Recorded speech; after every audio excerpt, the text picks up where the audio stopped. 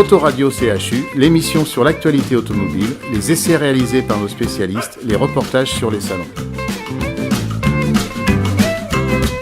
Bonjour à toutes et à tous, merci d'être avec nous sur votre rendez-vous sur l'automobile. Alors aujourd'hui, on va faire une émission sur la BMW série 8 Coupé.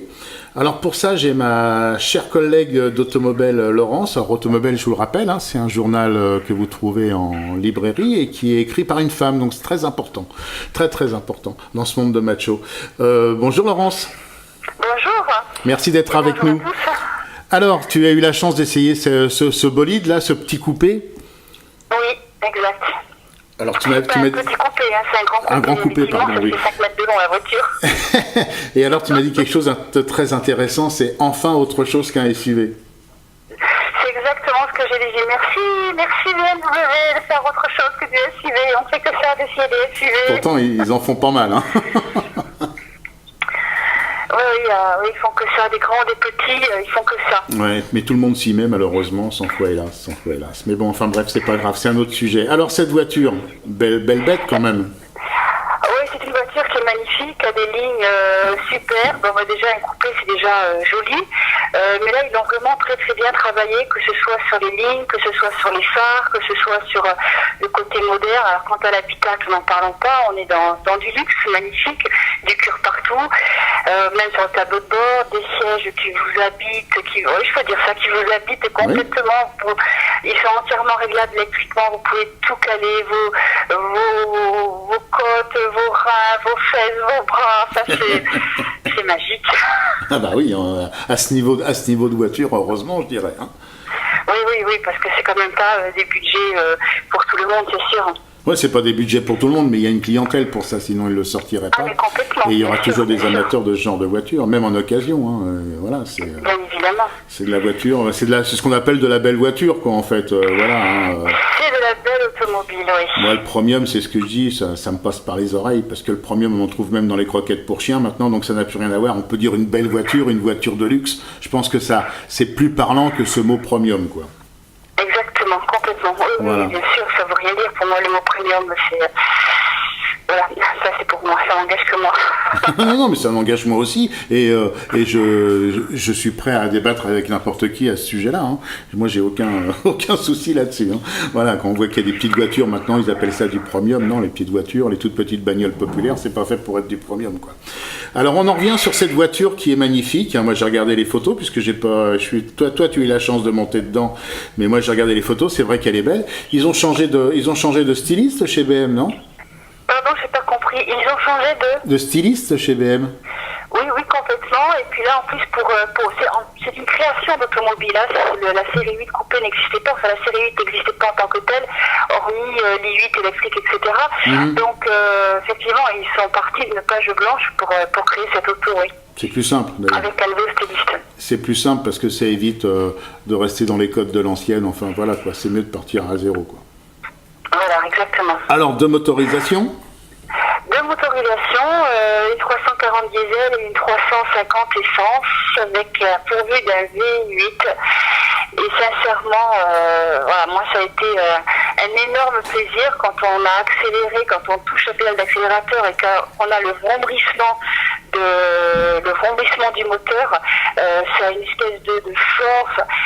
Vous les hommes, vous direz c'est jouissif, mais finalement, nous aussi on peut dire ça parce que c'est un espèce de plaisir, c'est envoûtant, quoi. Enfin, ça vous prend des pieds jusqu'à la tête, vous avez les poils des bras qui s'hérissent, enfin, vous regardez les gens dans la rue, vous traversez un village même à 20 à l'heure, les gens se retournent, enfin, ah bah oui, c'est évident. Ouais. C'est magnifique, quoi. Le bruit du moteur est juste sublime.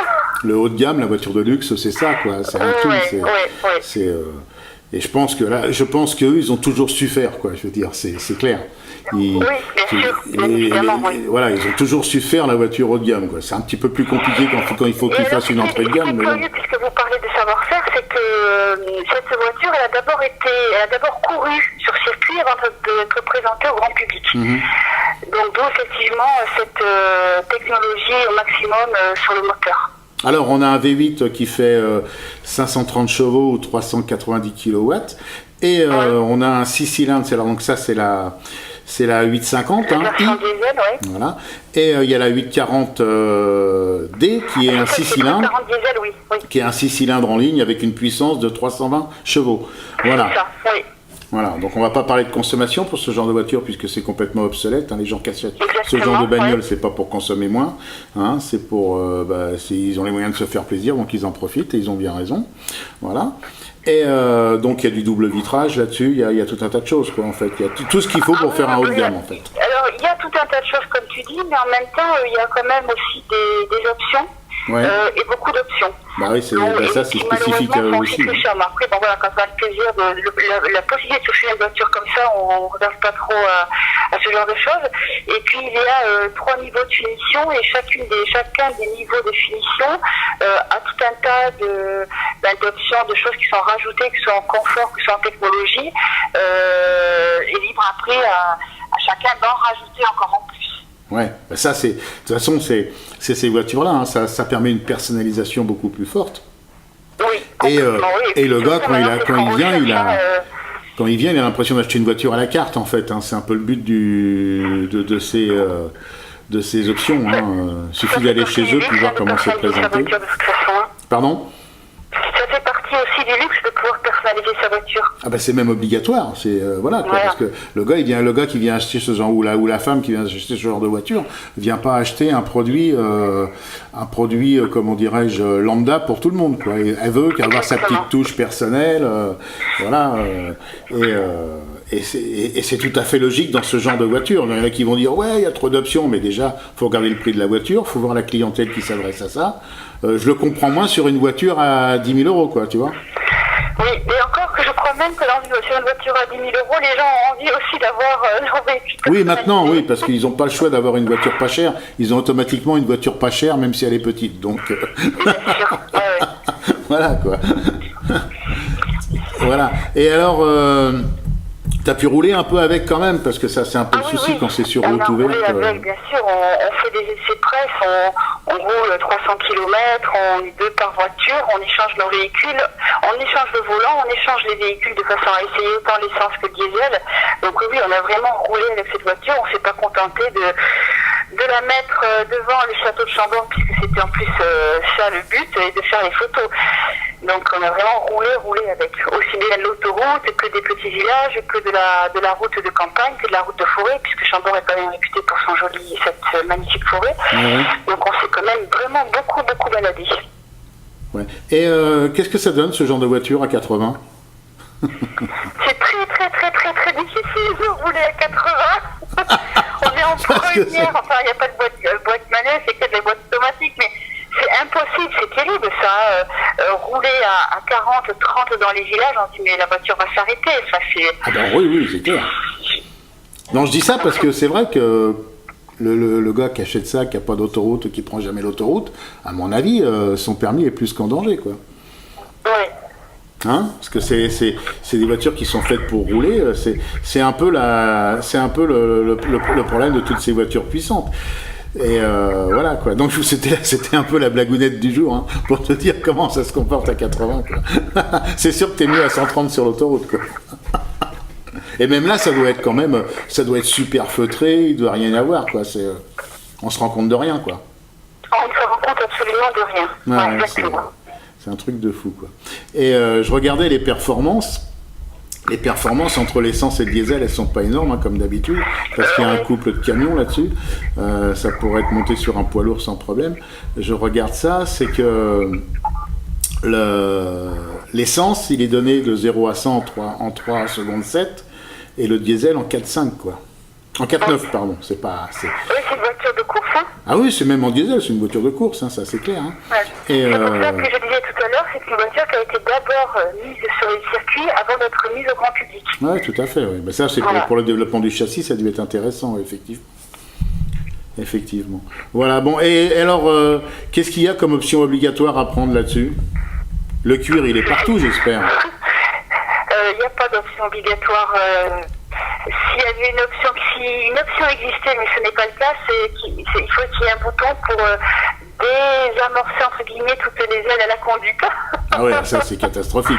Les Parce que là, bip-bip quand... effectivement, quand on enlève tout, le bonheur est décuplé. Donc, il faudrait pouvoir avoir un seul bouton pour pouvoir enlever tout, enlever le franchissement de ligne, enlever le système qui rabat le volant automatiquement. Enfin, il y a tellement de choses. Ils ont poussé au maximum la technologie qui existe aujourd'hui dans l'automobile.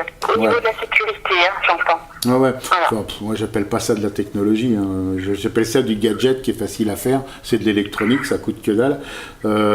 La technologie, c'est quand on va franchement baisser les consommations ou quand ce genre de voiture sortira en hybride à un prix intéressant, là on pourra commencer à parler de technologie. Ouais. Parce que là ils veulent nous amener gentiment sur la conduite autonome. On a la série, on a l'8 qui est une hybride, hein. La i8, oui, tout à fait. Oui, non, mais je parle que cette voiture-là aurait pu avoir une dès sa sortie, vu le tarif proposé, une hybridation, quoi. Bien, je pense que c'est dans les projets. Bah oui, tout à fait. Comme beaucoup de constructeurs, ils vont tous se jeter là-dessus. Mais on l'a vu au salon de l'auto, ils sont tous tombés de l'armoire et ils essayent de se réveiller, quoi. Mais ça, c'est pas spécifique à BM, c'est spécifique à tout le monde, quoi. Est-ce que ça va aller dans le bon sens? Je sais pas, je pense pas, mais bon. Enfin bref, on verra bien de toute façon. On est là pour dire le pour et le contre de tout ça, hein. Ah oui, exactement. Hein, c'est un peu notre job, hein. Même si ça plaît pas, on va le faire quand même, hein. Bon, c'est monté en 19 pouces et en 20 pouces? Oui, exact. Ouais, je pense que tu as testé les 20 pouces, toi, non? Je dois t'avouer quelque chose, je ne m'en suis pas trop occupée de ça. J'ai tellement été embarquée dans le plaisir de la voiture que je suis même pas regardé comment elle était chauffée, je ne sais pas. Ouais, non, mais enfin, bon, à mon avis, en présentation presse, ils ont mis que du 20 pouces, hein. Ça m'étonnerait qu'ils... voilà, peut-être en diesel du 19 pouces, mais en essence, je pense qu'ils ont mis du 20 pouces, quoi. Bon, il y a quand même un stop and start, hein, ce qui peut être intéressant dans certains cas, mais pas dans tous les cas. Ok. Voilà. Bah écoute, positif alors ton essai. Ah oui, oui, Tu nous as fait des belles photos? Et j'ai fait des très très jolies photos parce qu'en plus ils nous avaient ouvert le parc du château. Ouais. Donc on a pu rentrer les véhicules à l'intérieur du parc, donc c'était assez joli, effectivement, c'était très très très agréable. Et puis la voiture étant jolie, donc naturellement, tout s'embringue, les photos sont belles, les moments sont bons, le plaisir est bon, donc quand tout est comme ça aussi positif. Et ce qui m'amuse, c'est que dans mon essai, je fais toujours des plus et des moins, et là, dans le moins, je sais pas quoi y mettre. Le prix peut-être. Oui, et encore, c'est tellement Et encore, ouais, non, voilà, tellement. parce que c'est... On ne parle plus de prix dans ces voitures-là. Je vais donner les tarifs quand même, puisque je les ai sous les yeux. Alors, la 840 X-Drive coupé commence à 99 700 €. Ouais. Et, chose intéressante, c'est l'essence qui est plus chère, puisque la M850i X-Drive coupé est à 124 750 €. Voilà, c'est ça. Donc, rajoutez des options et vous voyez ce qui va vous attendre, quoi. Oui, nous on en avait une qui était effectivement dans la mieux équipée, elle était à 125 000 €. Voilà. Et ils ont repris une idée à James Bond, c'est qu'on peut démarrer sa voiture avec son smartphone. Voilà, ça c'est, je voulais dire ça à la fin. Alors oui, après il y a tout ça aussi, hein. On peut, alors ça se prépare à l'achat de la voiture avec le concessionnaire. On a un système de clés virtuelles qui permet de démarrer la voiture avec son smartphone. Ce qui veut dire aussi que si on est plusieurs dans une même famille, par exemple, à conduire la voiture, on n'a pas besoin de chercher partout la clé, surtout si on est parti, on a pris l'avion et qu'on est à Singapour avec la clé oubliée dans son sac à main, votre fils ou votre mari peut quand même utiliser la voiture. Parfait. Et ça, c'est des choses qui sont paramétrables au départ à l'achat de la voiture. D'accord. Ben écoute, merci Laurence pour toutes ces précisions. Voilà. Et on va clôturer l'émission. C'est toujours un plaisir que de venir parler auto avec toi et avec Tout à fait, tout à fait. Et il ne nous reste plus qu'à dire au revoir. Au revoir. Hey!